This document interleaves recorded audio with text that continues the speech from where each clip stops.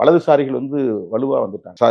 இடஒதுக்கீடு இருக்கிறதுனால தான் சாதி இருக்குது, இடஒதுக்கீடே இருக்கக்கூடாது, சாதி சான்றிதழ் கொடுக்கக்கூடாது, இதனால வந்து சமூகம் வந்து ரொம்ப பாழாகிறது, சோசியல் ஆர்டர் வந்து பாதிக்கப்படுது. இப்படி பேசுற வலதுசாரிகளின் கை இன்னைக்கு வலுவா இருக்கு. இப்ப சமூக நீதியை காப்பாற்றணும். சமூக நீதியை காப்பாற்றுவதற்கு நமக்கு ஒரு நேஷனல் பர்ஸ்பெக்டிவ்ங்கிறது தேவைப்படும். அதை கான்ஸ்டிடியூஷன் வச்சுதான் நீங்க சில பேர் நீங்க மாநில உரிமை பேசுறீங்க, அப்புறம் ஏன் வந்து தேசிய பார்வையை பெற்றிருக்கிறீங்க கேட்கறாங்க. இந்தியாவை பொறுத்தவரையில் காஸ்ட் பினாமினாங்கிறது ஒரு நேஷனல் பினாமினா. அது வந்து ஒரு ஸ்டேட் இல்ல, தமிழ் தேசியம்ங்கிறது தமிழ் ஒரு ஸ்டேட்டுக்குள்ள நின்றும். ஆனா காஸ்ட்ங்கிறது ஆல் இந்தியா லெவல்ல இருக்கு. அது ஒரு நேஷனல் பினாமினா. இவங்களெல்லாம் எப்படி அம்பேத்கர் ஒன்னா சேர்த்தாரு? ஒரே ஒரு ஹோமோஜினஸ் கேரக்டர், அன்டச்சபிலிட்டி, டிஸ்கிரிமினேஷன்.